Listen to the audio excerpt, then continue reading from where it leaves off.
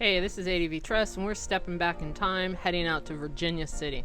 And one of the most impressive things to see in Virginia City is St. Mary's Church, Catholic church that was built to support the Irish miners that were mining the various claims in the area. One of the nice things about Virginia City is it gives you an idea of what all these other little mining towns look like that supported the gold industry or gold mining that was kicked off in 1850 in the region. Of course, many of the buildings that are in Virginia City, some of them are still original, those that were rebuilt after the fire of 1875, and kind of maintained to some extent as they may have been during Virginia City's boom days around 1875. I think in 1875, Virginia City had a population of 25,000 people. And there was one main important industry to Virginia City. That was gold and silver production.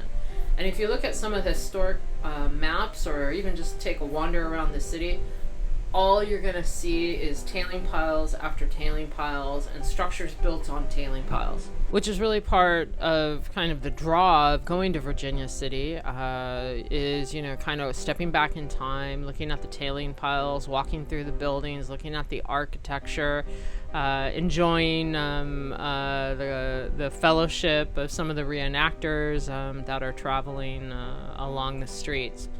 The other thing that you can have a tour around is the Boot Hill or Virginia City Cemetery, and I recommend it. And actually in my research, this cemetery originally was broken up into three parts. You had the Oddfellows Cemetery, a portion of the cemetery that was dedicated to the Masonics, and also a portion that was dedicated to the city. So as you kind of meander around the cemetery, see if you can identify where those different regions were. This is an overlook of the cemetery or the hilltop looking across to the town, and you can see the tailing piles. That's some of the structures are built on, and the tailing piles in the hillside. Looking at the cemetery, the lowest level is the city cemetery. The middle is the Oddfellows, and the very top of the hill was reserved for the Masonic order, which is an interesting way that the land was, or the cemetery was broken up for burials. One of the things you might actually see if you're in Virginia City is these bands of wild horses. And this year, 2022, I actually saw more bands of wild horses in this area than I have seen in a long time. But there were two bands, this kind of band that you're looking at in front, and then the band over there by the little gazebo trying to vie for this little patch of grass that was ineffectually, I'm assuming, trying to be protected from the horses. And the band on the left, that stallion came in and they kind of had a little quarrel.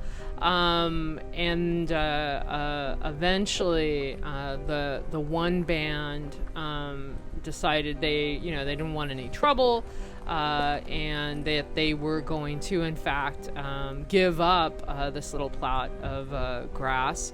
So they started to head out, and the horses all actually looked in all pretty good shape, which was actually nice to see. And then they kind of took off down the hill and headed down towards the church and the art center in Virginia City. So if you're out having an explore around, either going to Masonic, Bodie, Mount Patterson, going to check out Fort Churchill, stopping at Virginia City to have a hot shower, good meal, a couple drinks, I highly recommend. You won't be disappointed. And actually there's quite a bit to explore around Virginia City as well. So until then, ADV Trust out.